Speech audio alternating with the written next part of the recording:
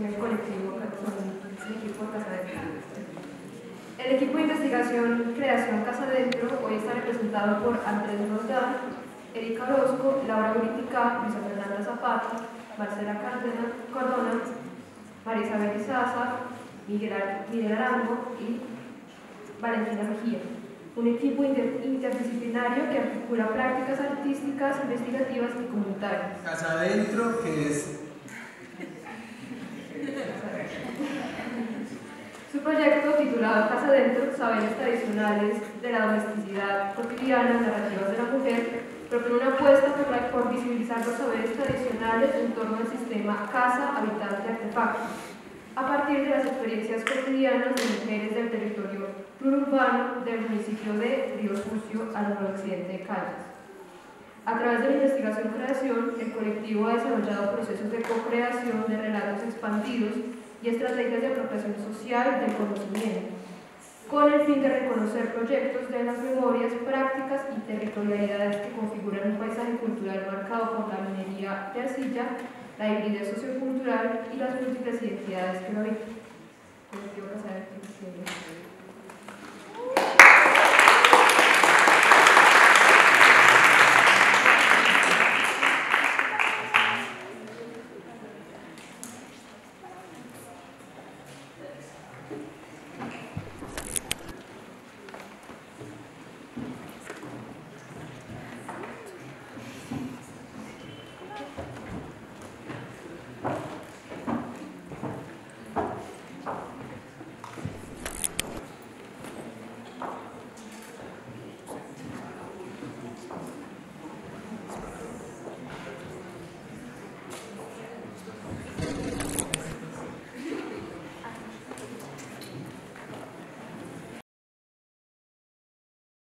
Casa Adentro, que es, digamos, como lo que nos convoca, y pues es un proyecto de distintas instituciones.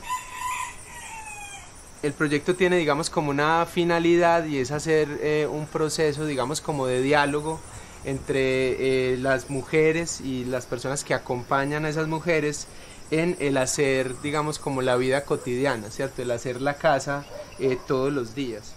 Estamos aquí listos para recibirlas y empezar con el taller. Muchas gracias.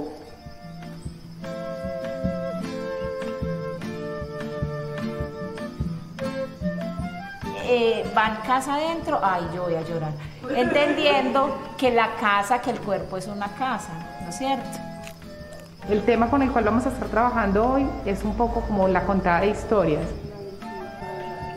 La idea es volver a poner esos 6 saberes aquí, los que se acuerden. Y hoy queremos hacer un mapa entre todas, porque todas habitamos esta comunidad y probablemente tenemos unos puntos en común. Una serie de museos en casa, una narración de sus mujeres y saberes a través de los objetos.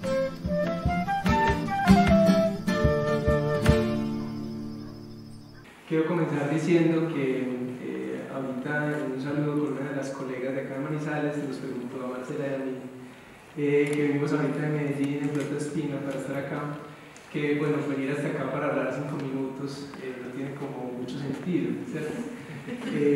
Pero yo estimo que sí, pues solo el hecho de ver al equipo de trabajo de este proyecto que queremos tanto, en efecto hace que valga mucho la pena. Y pues a título personal, la presentación que acabamos de ver me conmovió muchísimo. Muchas gracias, de verdad. Bueno, este es un proyecto en el cual, como bien nos mencionaban, somos solo unas personas, así bien somos muchas, parecemos una banda, todavía faltan integrantes, ¿cierto? Somos representantes de un equipo amplio de coinvestigadores y coinvestigadoras, y pues estamos acá sobre todo haciendo algo que hace parte del objetivo pues, principal del proyecto, es resaltando, renarrando y poniendo pues como en evidencia los saberes tradicionales de, digamos, la zona urbana de Río Sucio en voz de mujer, ¿cierto?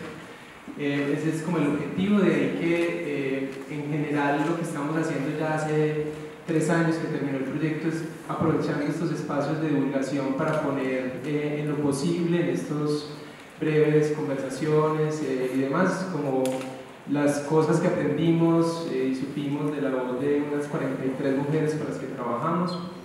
Entonces somos eso, somos replicadores y representantes de eso.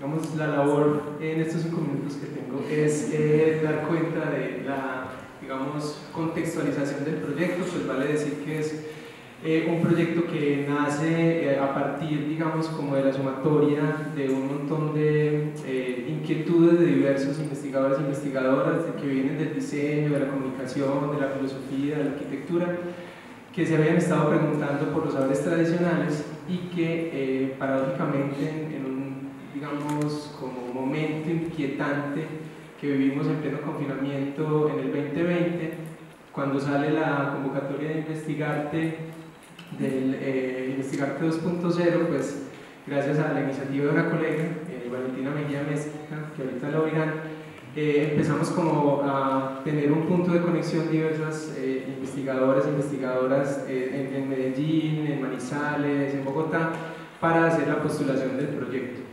Es así que en el medio de esa gran incertidumbre, porque estamos hablando de mitad de año del 2020 y el transcurso agosto, septiembre de ese año, donde todos estábamos un poco como a la perspectiva de si existía mundo o no en los años venideros. En todo caso, esto se constituyó también, por lo menos para mí, como un lugar como creativo y potente, ¿cierto? Generalmente esos escenarios de la incertidumbre pueden ser muy inhibidores, pero desde el equipo de trabajo y con hablar con otros, estar con otros, así fuera desde la telepresencialidad, pues pudimos consolidar una propuesta que salió felizmente pues como seleccionada para ser realizada. Fue una propuesta que vinculó a la Universidad Pontificia Bolivariana de Medellín, a la Universidad de Manizales, de la Universidad Nacional de Manizales, sede de Manizales, la Universidad de Caldas, la Universidad Pedagógica Nacional y la Alianza Francesa, ¿cierto? La Alianza Colombo-Francesa. Y bueno, luego de empezar a tener esas reuniones, empezamos a pensar, bueno, ¿qué hacemos con esta inquietud que tenemos en torno a los saberes tradicionales de las zonas, pues sobre todo rurales, por diversas investigaciones que habíamos hecho las personas que hacíamos parte del equipo? Y dijimos que en el noroccidente de Caldas había algo ahí que era muy interesante, al mismo tiempo que nos llamaba mucho la atención.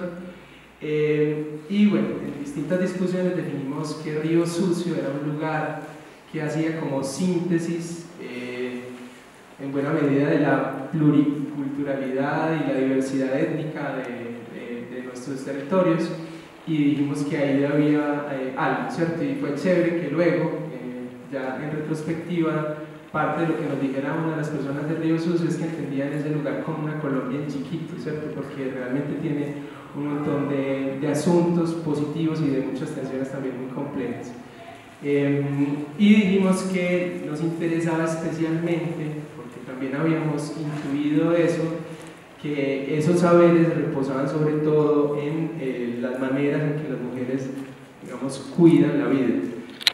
Y por eso decidimos que fuera explícitamente en voz de mujer, ¿cierto? Como que lo que nos interesaba eran las formas en que las mujeres producen y reproducen la vida cotidiana, desde diversos saberes que pueden ir, digamos, desde lo que llamamos los destinos, ¿cierto?, hasta saberes tradicionales de algún saber artesanal o un oficio concreto.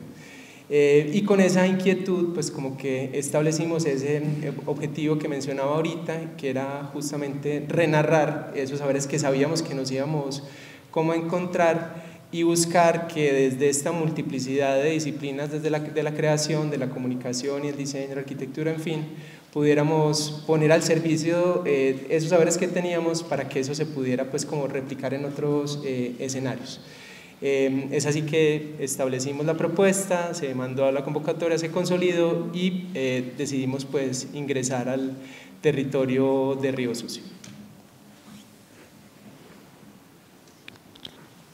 Buenas tardes todas y todos, mi nombre es Marcela Cardona, también vengo de Medellín en compañía de Miguel, y un poco retomando esto que él les mencionaba, quisiera presentarles un poco a Río Sucio Este municipio ubicado en el noroccidente del departamento de Caldas, seguramente muchos de ustedes han estado o conocen de él. Fue un territorio para nosotros en ese entonces y lo sigue siendo ahora, que nos recibió con mucha generosidad, pero también con mucha fortaleza o fuerza más bien en ese sentido identitario y de elementos que nosotros suponíamos.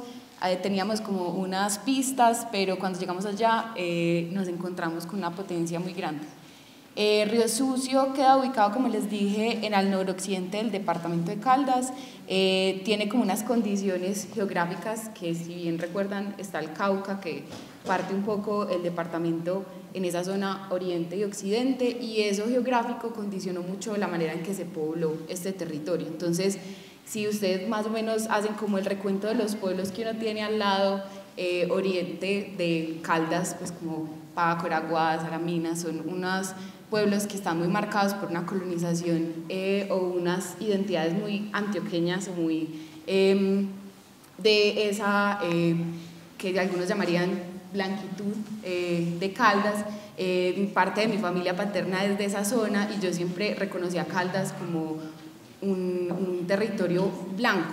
Entonces, una de las grandes sorpresas y felicidades de llegar a este territorio fue que todo lo contrario, que si uno se fija, el lado del occidente fue poblado no solamente por esta colonización antioqueña, incluso también por todos los como pueblos extranjeros, españoles, alemanes, europeos en general, que vinieron a explotar las minas que se encuentran en esa zona, sino también que hay una potencia presente, viva todavía, de pueblos indígenas que hacen resistencia y reclaman a esa intentos pues como muy sostenidos en el tiempo y violentos de borrar su identidad, y precisamente por esa consolidación como indígena, pero también de lo otro que viene de muchos otros pueblos, y también de como el fenómeno asociado de la esclavitud, pues en Río Sucio hay una pequeña microcosmos, como decía Miguel, de Colombia, donde se asientan una multiculturalidad y una serie de maneras de ver y entender el mundo que para nosotros era muy importante como ir a ver y conocer y hablar y renarrar, como le dijimos nosotros, porque pues es importante que nosotras, como verán, somos unas personas de ciudad, de la academia, y que precisamente desde esos lugares quisimos interesarnos, como decían ahorita, por eso otro que para nosotros es valioso escuchar, y siempre quisimos proponer diálogos.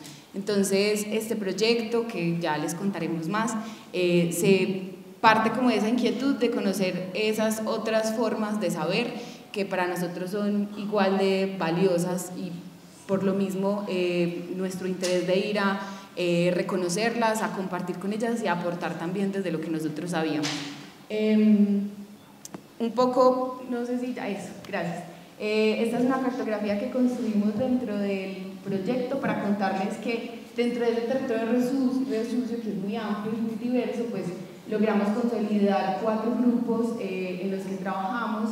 En Río Sucio hay 4 resguardos indígenas, cada uno con su propia gobernación indígena, que cada año cambia y que tiene una potestad también sobre quién entra y quién hace cosas o no en el territorio, con quien tuvimos que hacer una gestión, conversar, contarles qué queríamos hacer, cuáles eran nuestras intenciones, cuáles iban a ser los resultados y qué iba a quedar también ahí, y logramos gestionar en este tiempo que les mencionaba Miguel con 3 de los 4 resguardos. El cuarto, por inclemencias del tiempo y de la contingencia, no pudimos concretarlo a tiempo, pero estuvimos en el resguardo indígena colonial Cañamomo Loma Prieta, sobre todo había la comunidad de Portachuelo que ven dibujada hacia abajo en el mapa. En el resguardo Nuestra Señora Candelaria de la Montaña, propiamente en la comunidad de El Salado, que pueden ver allá arriba, y en el resguardo Escopetera y Pirza, que pueden ver acá, donde hubo varias comunidades, sobre todo el Claret, que fue como la centralidad donde lo hicimos. Y el último grupo de mujeres con el que estuvimos trabajando fue uno que denominamos como en la centralidad urbana, que eran mujeres que no propiamente habían nacido incluso ahí en Río Sucio, pero que sí habían o pasado mucho tiempo ahí, o que desde pequeñas habitar el río sucio, pero desde la urbanidad, porque también creemos que ahí había unos saberes importantes a ser narrados. Entonces, esta es una cartografía que resultó de uno de los ejercicios que se hizo, y pues ya luego lo pasamos también por, como por una conjunción, porque cada una era una cartografía distinta, la juntamos y aquí se consolidó pues como el mapa de los territorios que pudimos andar, montar en jeep, caminar bastante y bueno. Gracias, yo soy Valentina Mejía Mezquita, una de las mujeres que hace parte de este colectivo Infinito. Quisiéramos compartirles que cuando nos propusimos encontrarnos en este territorio y volcar nuestra indagación sobre esos escenarios donde las mujeres vuelcan o hacen posible su territorialidad, es decir, donde han llevado como su emocionalidad al ejercicio permanente de la vida cotidiana, usualmente tan desdeñada, usualmente tan, digamos, dejada al margen, tan silenciada, más allá de lo silenciosa que realmente a veces creemos podía ser, nos encontramos con lo que terminamos denominando el sistema casa habitante artefacto, que básicamente lo que nos permitió fue comprender cómo los escenarios de esa domesticidad practicada, la artefactualidad que hace parte de lo que ahora las tías nos contaban y nos compartían, realmente carga de sentido los territorios y permite que las tradiciones, en tanto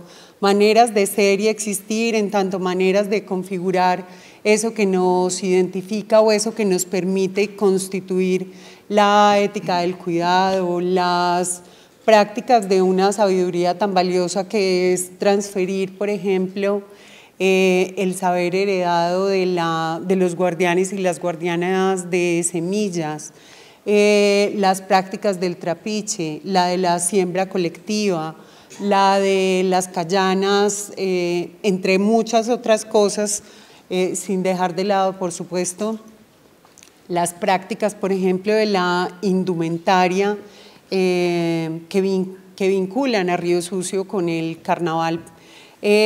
Para nosotros fue como un gran despertar a un comprender de un cosmos y un microcosmos que estaba básicamente animado y alentado por ese impulso que esas mujeres daban a esa cotidianidad domesticada en esa artefactualidad, diríamos, ampliamente representada.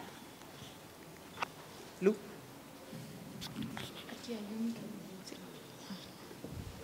Gracias. Bueno, buenas tardes. Mi nombre es Luisa Zapata, también integrante pues del colectivo Casa Adentro. Bueno, para contarles un poco nuestra apuesta metodológica, nosotros estuvimos como pensando mucho alrededor de qué manera podríamos empezar a abordar estas conversaciones con las mujeres de estos 4 lugares que decidimos, que identificamos después de haber tenido unas conversaciones previas, unos acuerdos previos y unas claridades, digamos, que en la forma en la que íbamos a trabajar. Pero pensando, digamos, que alrededor de la manera de mediar esas conversaciones, pensamos como apuesta metodológica trabajar bajo la lógica como de una bitácora colectiva que llamamos las ventanas de Casa Adentro. Y esta bitácora era, digamos, que un formato, un soporte que se quería ir construyendo en cada encuentro que teníamos. Entonces, digamos que fijamos 4 encuentros alrededor de 4 asuntos puntuales. El primero fue, digamos, que esa identificación de los saberes situados en el cuerpo, que llamamos como mapa de los saberes, donde nos preguntábamos por primero esos saberes, prácticas, oficios que se realizaban en la casa y cómo estas prácticas o saberes se empezaban a situar en el cuerpo para empezar a trazar una suerte de mapa de esos saberes. Después, en un segundo encuentro, trasladamos como esa conversación a los saberes en relación a los espacios, donde la intención era, digamos, que narrar la casa y narrar la espacialidad de la casa a través de los saberes ya identificados. Para después ya pasar a ampliar la conversación como a esa mirada de lo territorial. Entonces, primero situamos los saberes en el cuerpo, después los saberes en la casa y después los saberes en el territorio.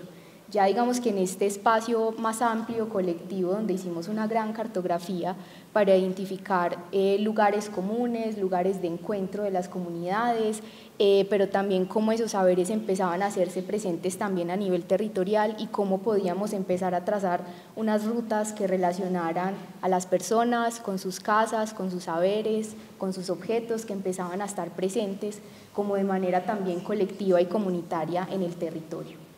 Para finalmente, digamos que llevar la conversación a través de una especie de expedición final que hicimos a través de una caminata, donde la idea era poder empezar a recolectar materiales, elementos, sonidos, olores, experiencias que nos llevaran como a poder incorporar un poco esa experiencia de habitar este territorio. Como lo decía Marcela ahorita, digamos que esas visitas a Río Sucio también implicaron para nosotros aprender a movernos allí, aprender a montar en jeep, aprender a montar en chiva, aprender a movernos en moto, caminando, subiendo y bajando por caminos muy agrestes, pero que en últimas también nos enseñaron como ese saber habitar un poco en esa temporalidad que estuvimos con estas mujeres, aprender un poco a habitar como ellas también habitaban estos lugares.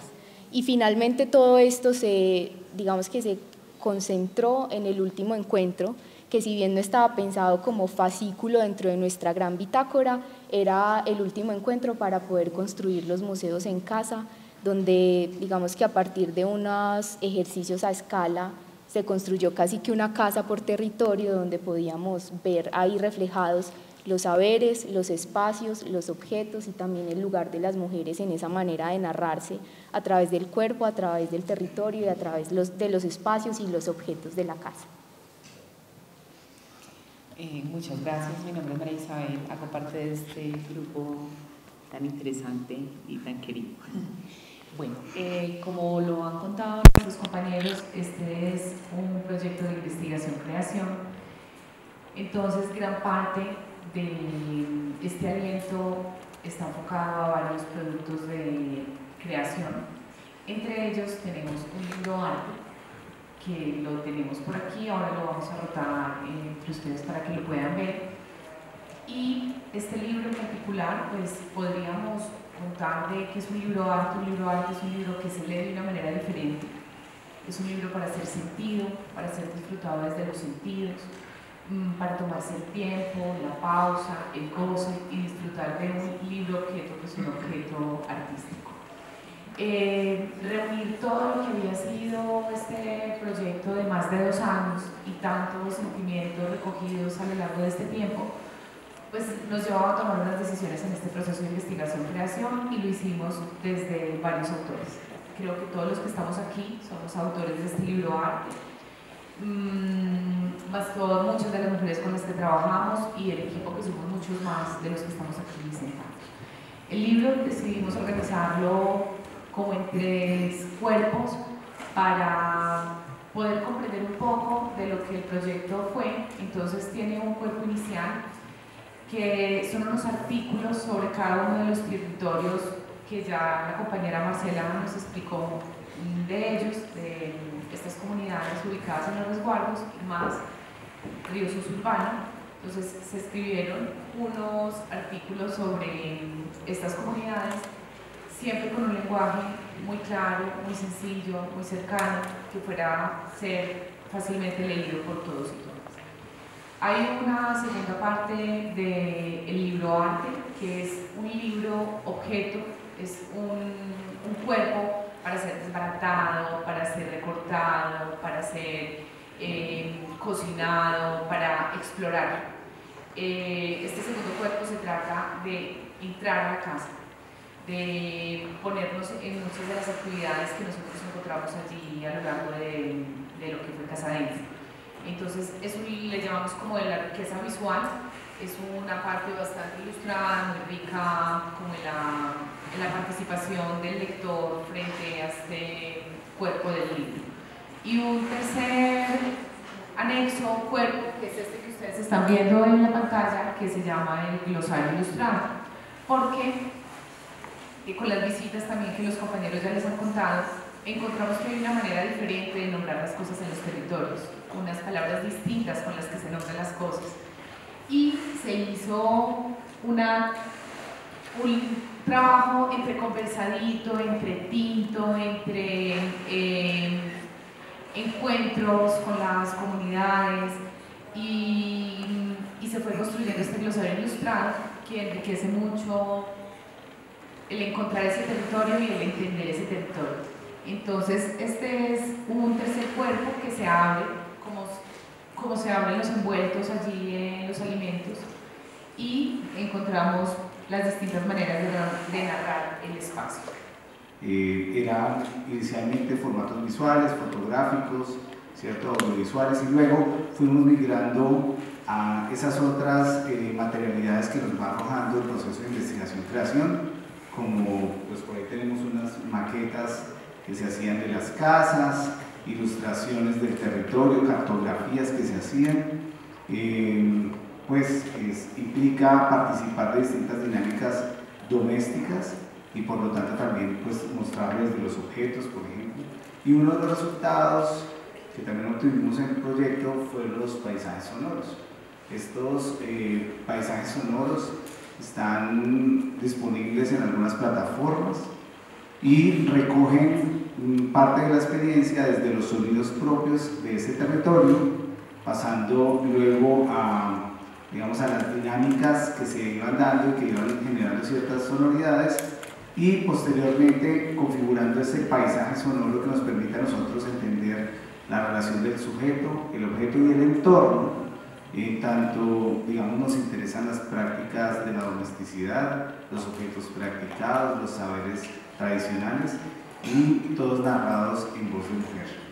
Muy importante mencionar que en términos generales uno es el territorio como se percibe y otro es el territorio como se vive, ¿cierto? Cómo lo podemos contemplar nosotros en el momento de tener una relación cercana con los habitantes de ese territorio, porque como lo mencionaba ahora una de nuestras compañeras, pues no solamente se narra, sino que se renarra una y otra vez en la medida que se van pasando esos saberes ancestrales.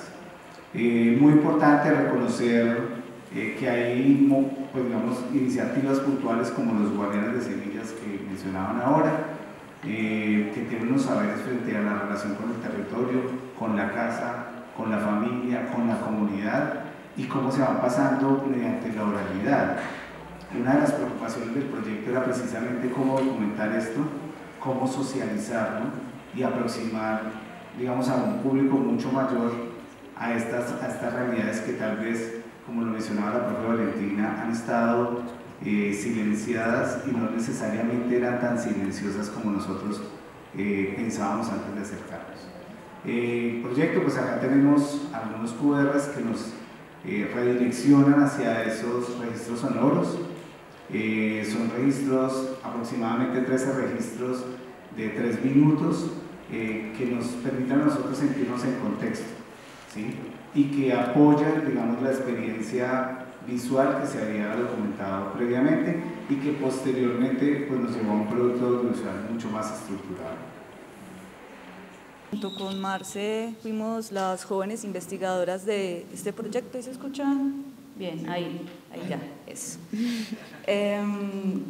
Cuando estábamos teniendo esta conversación acerca de los lenguajes con los que íbamos a trabajar dentro del proyecto, porque como bien decía Miguel, esto representó una convocatoria en donde un poco ya teníamos que definir con cuáles lenguajes, o como lo entienden Milciencias, con cuáles productos debíamos comprometernos. Tuvimos la conversación acerca de los museos en casa, ¿sí?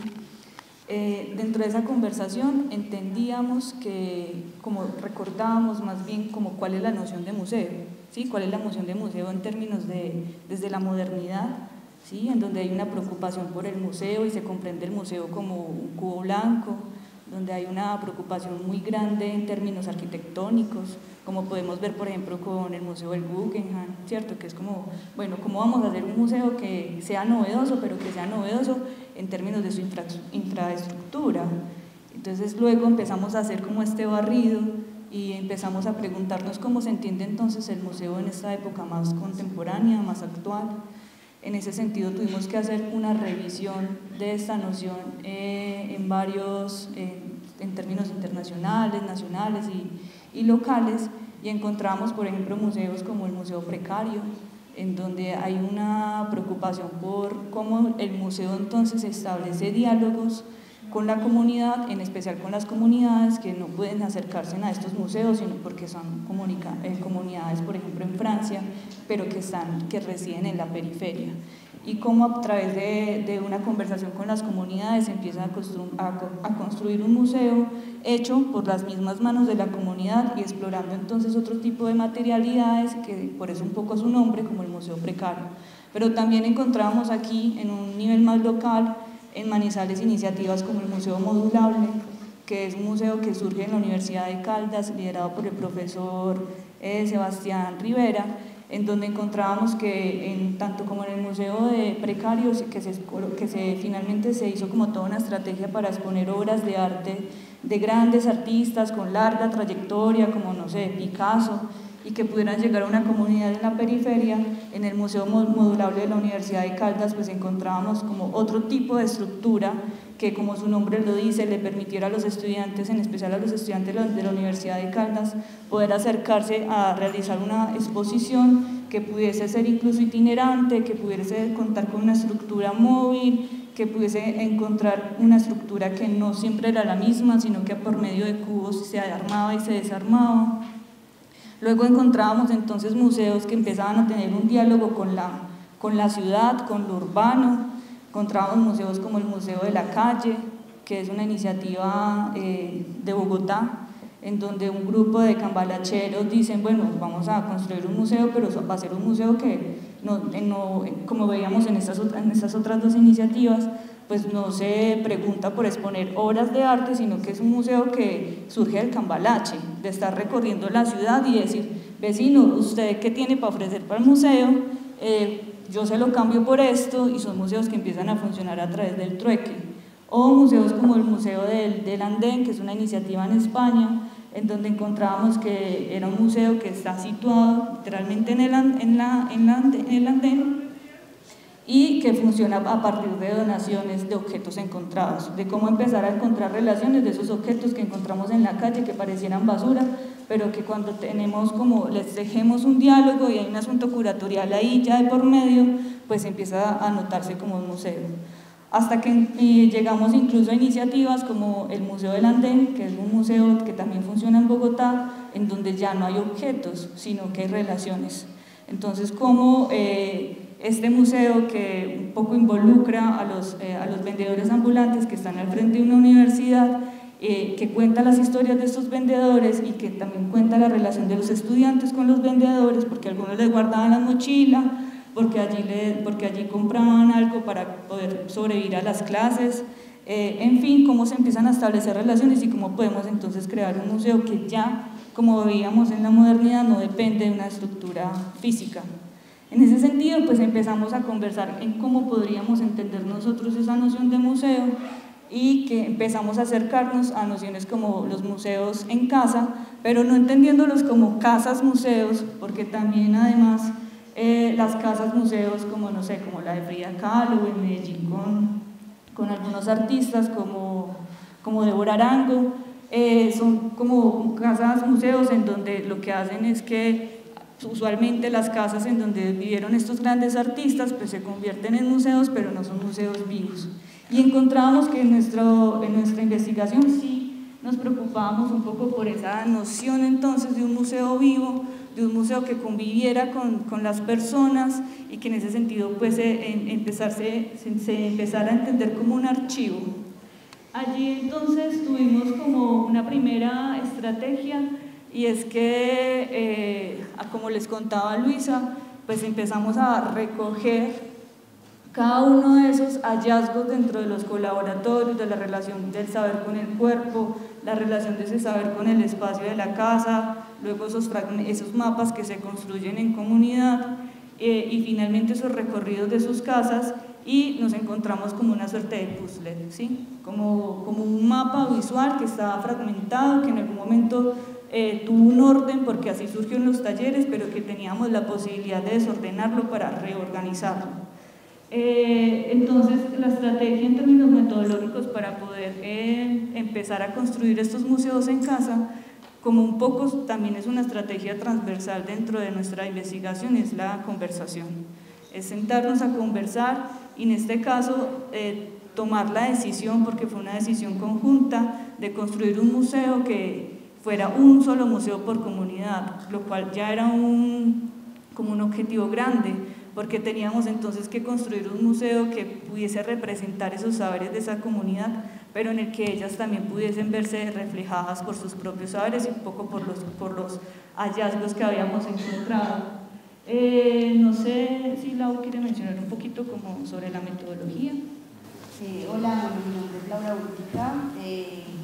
Bueno, yo les cuento un poco cómo este proceso también fue, digamos, muy importante para nosotras porque era la oportunidad de mostrar todo lo que habíamos, pues todo nuestro proceso de investigación y de creación y todo lo que habíamos encontrado y conocido a través de ellas. Entonces, nosotros nos reunimos en los 4 lugares que ya mencionó Marcela y a partir de ahí empezamos como a determinar con ellas, como dijo Erika, todo esto ha sido parte como de un proceso en el que la conversación es como lo más importante, el compartir con ellas.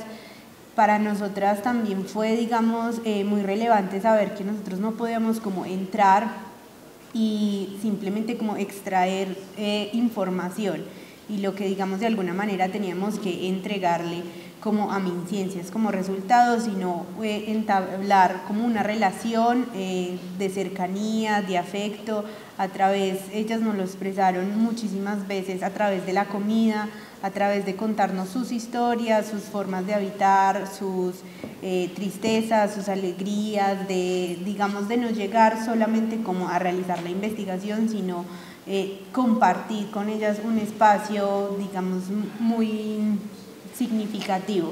Entonces, bueno, nosotras nos reunimos, los saberes, ellas los empezaron a interpretar a través de palabras que luego nosotros tratamos de ponerlos en objetos demasiado pequeños y un poco mostrarles a ellas cómo era importante lo que ellas nos estaban compartiendo y comunicando. Entonces el primer ejercicio fue realizar como un prototipo, una maqueta, a partir de justamente esos saberes que identificamos, esos objetos relacionados con los saberes, las formas de la casa, y cada una de esas maquetas tenía como una singularidad propia del territorio donde estábamos.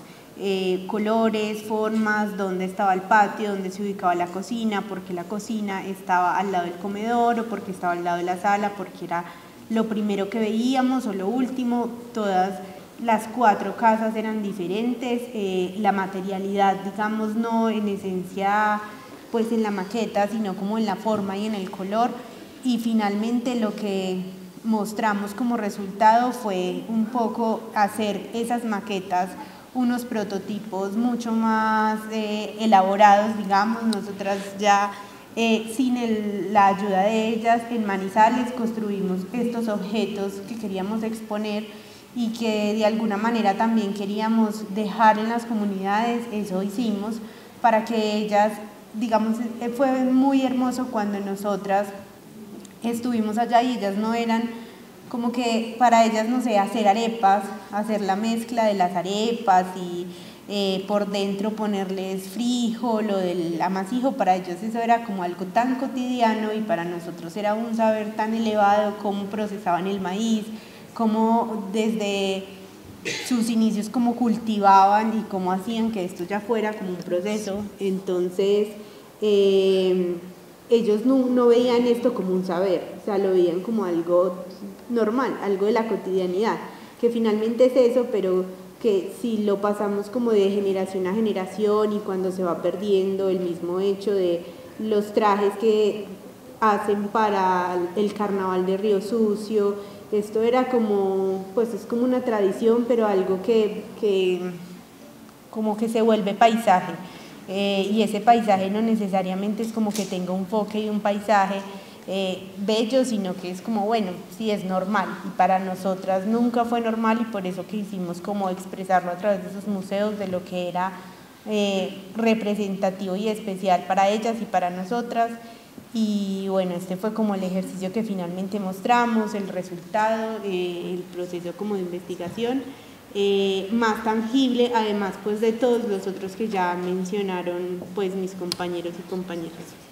Sí, mencionar que era también un reto esta idea del museo, porque teníamos entonces como que acercarnos a nociones como la curaduría, como la museografía, y decir entonces que ellas participaron en todo este proceso de realizar su propio museo, y lo que queda al final es una suerte de itinerarios en donde surgió como este museo por comunidad, y podemos empezar como a indagar de un poco de qué puede hablar cada uno de estos museos. Finalmente se realizaron 2 exposiciones, una en la Alianza Francesa aquí en Manizales y otra también en el Museo del Carnaval, allí en Río Sucio, y en la que ellas también pudieron como participar y además hacer una serie como de activaciones a esas exposiciones. Ya para finalizar, pues mostrarles un poco como cuál es el equipo de trabajo. Aquí estamos todos muy contentos desplazándonos en el Jeep. También en la diapositiva anterior a esa, creo, en esa anterior. Aquí está muy linda porque esta es cuando se inaugura la exposición en Río Sucio, y incluso muchos de los habitantes de Río Sucio no habían tenido la oportunidad de acercarse al Museo de Río Sucio, el Museo del Carnaval. Era la primera vez que asistían, y allí pudimos llevar a todas las mujeres que participaron de cada una de las comunidades, y también a sus familiares, porque ellas estaban exponiendo, ¿no? Porque ellas eran las expositoras, porque aquí un poco ya hay una disolución acerca de esa idea del artista que expone, ya son ellas las que están exponiendo sus saberes, sus palabras, sus frases, como todo lo que se encontró dentro de la investigación. Y en la diapositiva final, en la que le sigue a esta, que era como todo ese equipo que también nos ayudó a hacer esta investigación-creación, que llevaba al almuerzo, el que nos transportaba, la persona que nos hacía los alimentos, un montón de personas que digamos no estaban de base dentro del equipo, pero que también fueron cómplices y ayudaron a que esto se llevara a cabo. Finalmente tenemos un video, el último video de la presentación, que sí nos gustaría presentarlo con sonido, y eso sería para cerrar. Y me dijo, ¿y usted qué va a hacer? Yo le iba a sembrar unas matas. Que una mujer no puede sembrar matas de plátano. Yo no sé por eso. Entonces yo dije, ¿cómo así que no? Yo siembro café, siembro yuca, siembro maíz. ¿Cómo no me va a dar una mata? Y vea, esto es la prueba.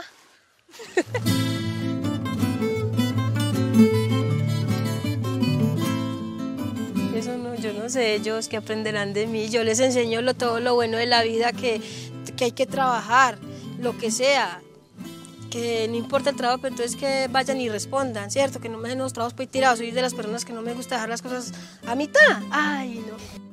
Pues a veces mamá me enseña pues en las cosas de la cocina, y pues sacamos un día para yo aprender cómo se maneja pues la cocina. Y pues yo aprendo a veces a hacer caldos, agua panela, el arroz, un huevo. Yo voy aprendiendo.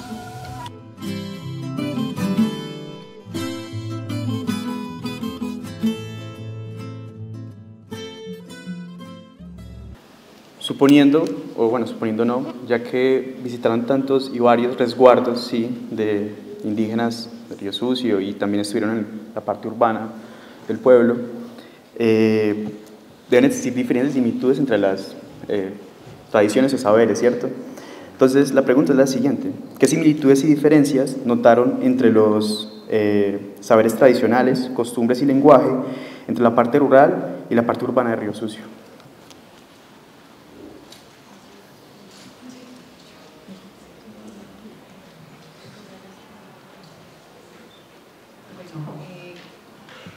Hola. Hola, ya. Bueno, como para empezar la respuesta, que está difícil.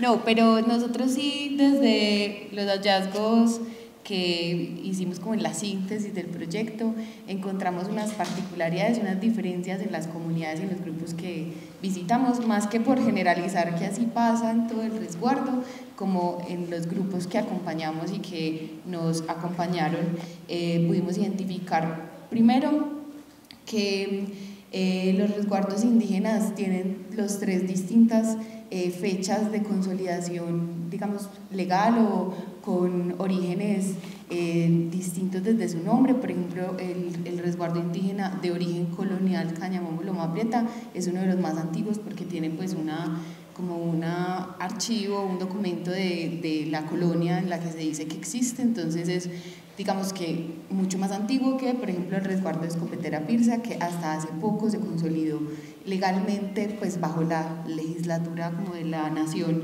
como tal, pero pues que ya tenía unos rasgos y unas resistencias desde antes y con otros medios. Entonces eso como por el lado del resguardo, más que como una entidad nombrada legalmente, es una entidad de gobierno más de los individuos que se consideran y hacen parte de esos resguardos como un nivel de identidad y de ser propios de ese territorio. Entonces eso es una cosa que vimos en los 3 resguardos visitados, y es que es una enunciación que se hace cotidiana como parte de un resguardo.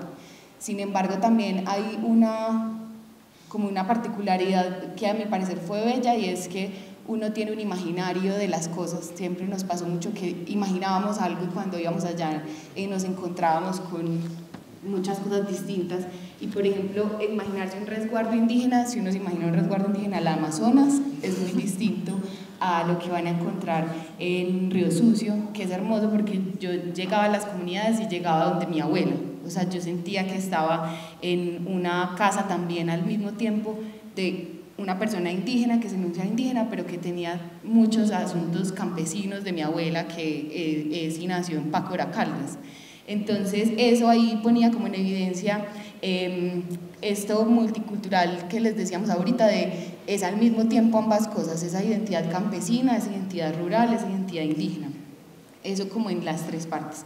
Y ya para hablar de las particularidades, encontramos por ejemplo en Portachuelo o más bien nosotros quisimos como en esa renarración darle un valor importante a el saber de la caña. Allá hay unos trapiches comunitarios y vecinales y familiares en donde se ponía de manifiesto como esas redes de vecindad, que en la ruralidad sucede mucho que las casas, a pesar de que están más lejos de lo que hoy estamos en la ciudad de nuestros vecinos, pues las redes son demasiado directas, al contrario de la ciudad, que uno, a pesar de que esté a unos pocos metros de su vecino, puede no conocerlo nunca. En cambio, allá en Portachuelo no solo conocían, sino que además o el vecino también es la familia, la prima, el tío, y tenemos un trapiche juntos y trabajamos por eso, que traía todas las complejidades del caso, como estar juntos, pero que al mismo tiempo manifestaba como unas redes de cuidado. Voy a ser más sintética, disculpen. En la montaña también vimos el asunto, o resaltamos este asunto de la familiaridad. El último video que veíamos a una mamá con sus 2 hijos es Ruth Albani y sus 2 hijos. Ellos, por ejemplo, nos hablaban de la tradición heredada campesina de su abuelo a ella y de ella a sus hijos, y eso nos pareció muy bello precisamente porque creemos que es algo que sucede en esos saberes, es la tradición que viene de padres a hijos o de madres a hijas también. Y en Escopetera Pirsa encontramos un caso espectacular que para nosotros fue muy, como que nos llena de orgullo ser todavía amigos de Luz Mari Bartolo, que es una mujer lideresa de la comunidad del Claret, que tiene una cocina que se llama Saberes y Sabores El Claret. También tiene Instagram, la pueden seguir e ir a su restaurante, que todos los fines de semana ofrece una apuesta por la cocina tradicional y cómo conservar la memoria indígena precisamente, pero también de sus padres abuelos a través de el paladar, como dice ella.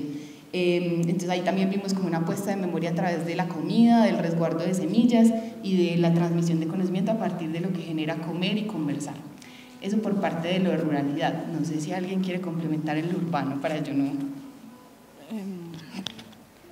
Cuando estábamos tratando como de construir este museo en casa de lo urbano, surgía como el saber de la escritura, ¿sí? Recordábamos que se expresaban como por medio de la escritura, en el caso de las Cristinas, que fueron dos mujeres que hicieron parte de esta zona urbana, pero también encontrábamos, por ejemplo, ese saber del vestido. Entonces ahí también hay como encontramos también esa distancia en términos de la siembra y del cultivo por la misma forma en la que está configurado el pueblo. Entonces, al no tener un espacio para la chagra, no tener un espacio para los animales o para el cultivo, encontramos entonces estos otros saberes, como por mencionar algunos. Bueno, gracias.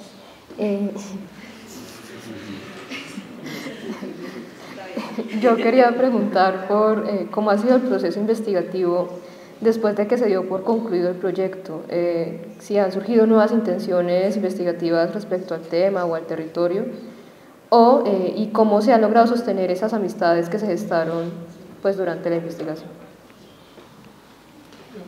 Yo quiero hablar una cosita antes de Miguel. Yo, pues como que pasa que nosotros ahora estamos en varios proyectos, algunos seguimos juntos, unos dicen como no tengo en este momento espacio para unos, otros con otros, y yo creo que este es pues para mí como cuando me dicen ¿y por qué Casa Adentro? Siguen Casa Adentro, y es como nosotros no la dejamos morir, o sea como que nosotros tejimos una relación muy bella a partir de ese encuentro de cada mes nos veíamos una o dos veces, compartíamos demasiado, no solamente como en el proceso investigativo, sino como después de las largas jornadas, a muchos les dio COVID juntos, o sea, fueron como muchas cosas que nos han unido, y creo que, pues, para darle la palabra a Miguel, por eso Miguel y Marce vienen a hablar 5 minutos desde Medellín, y pues no importa, como que igual siempre buscamos esos espacios para compartir, para seguir con el proyecto, para volver a contar la historia, para, pues, no sé, como si buscamos espacios, buscamos personas, las personas también un poco nos buscan a nosotras, y para nosotras es como súper importante mantener como vivo y latente como el proyecto. Sí, y pues también hemos como con el paso del tiempo asentado como varias cosas que nos quedaron ahí como resonando. Justamente con Marcela, con Luis y la profesora Valentina, hace poco publicamos un artículo que seguramente lo van a leer muchas personas sobre, digamos, como estos saberes tradicionales de estas mujeres como redes de cuidado, ¿cierto? De cuidado del territorio, porque fuimos como comprendiendo que eso que habíamos visto al entrar en esas casas, al conversar con ellas en esos distintos resguardo, se constituía como una posibilidad muy poderosa literalmente de resguardar ese territorio de Río Sucio en su conjunto. Entonces hemos podido como tener una producción académica, investigativa pues posterior, pero sobre todo con el ánimo de poner a circular en esos espacios pues populares de los artículos científicos de que eso es como una cosa que vale la pena reconocer, ¿cierto? Reconocer como una cosa que es valiosa, como una cosa que no está, cuando digo cosas son estos saberes tradicionales en la casa, y que de la casa sale al territorio, y en esa misma medida establece unas redes de cuidado de ese territorio y que cuidan asuntos fácticos concretos muy amenazantes, ¿cierto? En relación a grandes mineras, a grandes intereses económicos, intereses políticos que van hacia la privatización de lo común, y estas mujeres lo están con esas formas de estar ahí protegiendo, ¿cierto? Entonces no solo en un sentido como, digamos, de exaltación y valoración de algo que nos parece efectivamente muy bello, ¿cierto? Vemos esto, nos conmovemos, nos gusta mucho volverlo a ver, decimos qué proyecto tan bello, pero también reconocerlo como una cosa que es vigente y potente, ¿cierto? Eso nos parece como significativo plantearlo, como que puede ser que desde lo rural, de estas zonas rururbanas, estas mujeres con lo que están haciendo todos los días, probablemente están haciendo mucho más por un futuro de estar juntos que lo que hacemos nosotros en la ciudad, ¿sí o qué? Así pues tengamos una botellita donde metemos una basurita de vez en cuando, ¿cierto? Y después la llevamos al centro comercial que dice bótela acá. Entonces, digamos como que es bacano tener esos escenarios de seguir pensando, pero sobre todo para dar cuenta de que eso tiene como mucha potencia y mucha vigencia. Y en relación a las amistades, pues acá estamos, ¿cierto? Vinimos, insisto, en Flota Ospina. Sino que también pues tuvimos muchas amistades con las personas que están ahí, específicamente con Luz Mari Bartolo, ¿cierto? Que es una mujer fantástica, cohesiona, potente.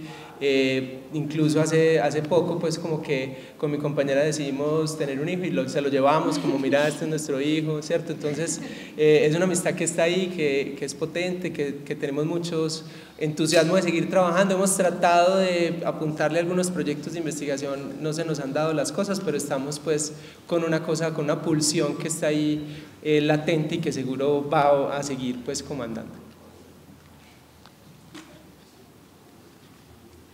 Bueno, la última pregunta, porque ya sacó el cartelito Amapola. Una de las principales virtudes de la investigación-creación es su apertura a la implementación de metodologías provenientes de diferentes disciplinas e incluso crear metodologías propias en pro de la investigación. ¿Qué claves pueden ofrecer para desarrollar ese proceso metodológico de forma óptima, sin correr el riesgo de encasillarse en metodologías rígidas o de no tener una forma clara de proceder en la investigación?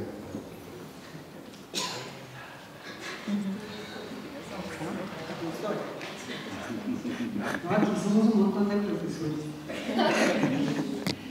Pero cuando nosotros nos planteamos desde el proyecto de investigación-creación digamos como una suerte de hibridación metodológica, lo primero que teníamos que entender es que las hibridaciones metodológicas, cuando uno está en un proceso de investigación-creación con co-creación, ¿cierto? Con co-investigación, pues uno propone una parte que el otro escudriña, discute y consensúa. Nosotros creemos que los procesos metodológicos, las herramientas son consentidas porque son consensuadas, pero tienen sentido, tienen propósito, indudablemente pues en términos de lo académico, en términos de lo humano, en términos de las convicciones. Entonces tal vez dentro de los asuntos que mayormente hemos venido consolidando tiene que ver justamente con unas apuestas investigativas y unas preguntas que, como mencionaban los y las colegas, son las que cargan de sentido unas maneras desde las cuales ahora hacemos arquitectura nosotros como profesores de la Universidad Nacional, María Isabel como profesora de artes en la Universidad Tecnológica de Pereira, acá Laura como directora del Centro de Museos, Erika como una artista, Marcela en el ITM de Medellín, Miguel en la Universidad Pontificia Bolivariana, bueno, Marcela también, Luisa en la Universidad de Caldas. Es decir, cuando uno hace red y con convicción asume estos asuntos y transita caminos y los encarna y los transforma, uno entra en otras maneras de enfrentarse a esas preguntas importantes del conocimiento. Entonces yo creo que todo lo que hemos venido haciendo colegiadamente ha venido orientando nuestras maneras de ser profesores de historia, de taller, de proyectos, de transitar las maestrías, el doctorado. O sea, esto es oficio con carne, hueso y sentimiento, ¿cierto? Más allá de un asunto que yo, digamos, llamaría como activista, ¿cierto? Una cosa es transitar la convicción de lo humano y otra es transitar la convicción de lo académico, y yo creo que hemos podido transitar ambas con la posibilidad de distinguir en qué momentos nos montamos digamos, en nuestro activismo como mujeres también que transitan la domesticidad, y en qué momentos transitamos nuestro rol de investigadores, doctores, hacedores de artículos y libros y documentales, ¿cierto? Así somos. Muchas gracias. A ustedes, muchas gracias.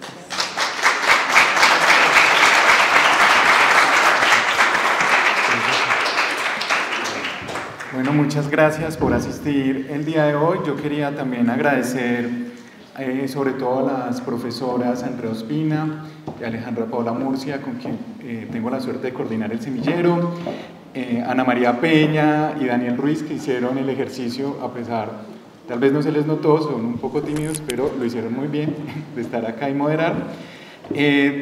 Quería también agradecer a Manuela Alejandra, más conocida como Amapola, quien diseñó los fanzines que ustedes tienen allí. Espero que hayan notado que tienen una cintica con semillas, que por favor empiecen a sembrar. Hay instrucciones poéticas para que lo hagan. También está con el resto de integrantes del semillero, como Camila y Sofía, que les repartieron por allí los fanzines, Estrella, que hizo registro fotográfico, y Diego, que estuvo ahí piloteando el asunto técnico de las diapositivas.